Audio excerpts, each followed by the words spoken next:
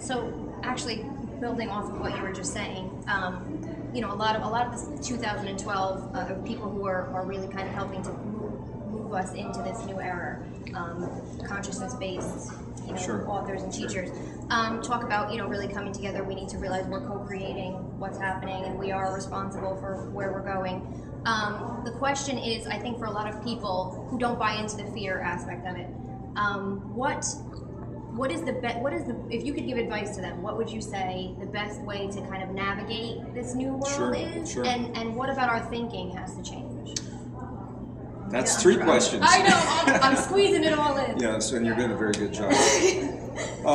Again, I want to be very, very honest. I think it's important to be honest and truthful with the facts and with the science. Mm-hmm. And sometimes it doesn't support what people want to hear, what they've been told in the past. Mm-hmm. What I think that we can say, that I'm going to answer the last question first. Okay. How can we change our thinking, and what effect does that have on the world around us?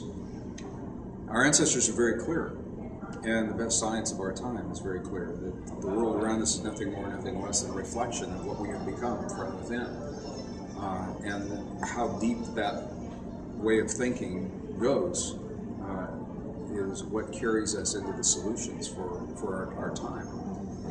We've been led to believe that we're separate from the earth, that we're separate from one another, that we're separate from our bodies, and that competition and conflict is the way to solve our problems. That is the science of 150 years. We've been led to believe that subconsciously or consciously. It's reflected in the world around us. The systems that are breaking down, the economic collapse, the collapse of peak energy, peak oil, diminishing of vital resources.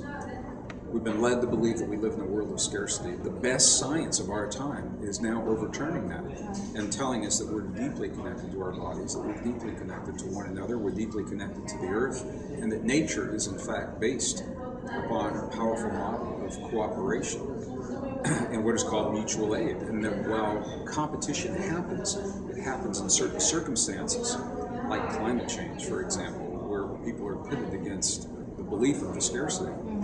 So how do we change our thinking? We've all been led to ask a question about ourselves. And that question is the basis for every choice that we've ever made, for every decision that we've ever made, for every crisis ever crossed our paths. We always ask the question, what's in it for me? So the question is, what can I get from the world that exists? People that are living by that question right now are the ones that are suffering the most, because the world that they've known no longer exists. The new science and our most cherished spiritual traditions are now inviting us to ask a new question. And the question is simply this: what can I give to the world that's emerging? What can I contribute to an emerging world? And so for a lot of people, they say, well, how does that help me? Right. When we give to the world of our gifts and our talents and our skills, and we do not allow ourselves to be defined by a degree or an experience in a certain genre of corporation. When we truly give of our skills, skill base, and our talents, what we find is that we do receive, because we have now created a better world for us to have the experience and to live with it. So I think this is the great question that we're asking ourselves right now. That may be the most difficult thing, to make the shift from what can I get from the world that's emerging to what can I give. From what can I get from the world that exists to what can I give to the world that's emerging. It's a very, very different way of thinking for most people. And I think what we're finding is that as we can shift that thinking, that we support the powerful new things that are occurring in the world. A lot of really good things happening in the world as well. The great crises that we face right now, many people believe we've got to start from zero and look for the solutions. And the truth is, we already have all the solutions. Right. We have all the food to feed every mouth on this planet.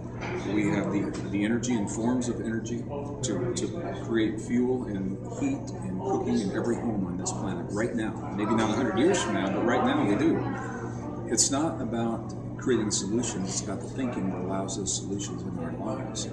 So knowing that we are already living the greatest crises that were described by our ancestors. We're living all the scary stuff Hollywood showed us. Right. We're living multiple fires raging out of control on multiple continents, millions of people dying from disease with no medical cure, the ice is melting, sea levels rising, storms, superstorms, multiple wars on multiple continents. We're already living all that. However, and this is the key, I believe, Hollywood and the media and those who are invested in fear have led us to believe that all those things are going to happen one day in our near future. Right. And rather than anticipating and expecting and waiting for that day to happen, which would create a lot of anxiety for anyone, to recognize that we're already living those things, and we have been for about the last 30 years, along with a lot of good things.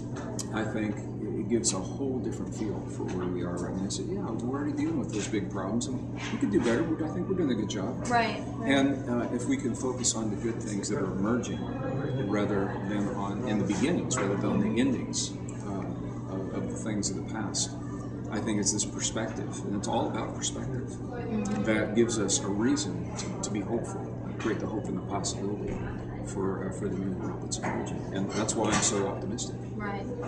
Well, wonderful. Well, thank you so much for taking the time to talk with us today. Thank you so much for all you do. And we look forward to everything you have to come and your new book and everything else that you'll do. Can we do an interview? Yes, we'll do another interview when your book comes out. So you're on film. We're on film. We'll do another. We'll be back. Thank you so much. Thank you all so very much. Thank you all for tuning in. We'll see you later.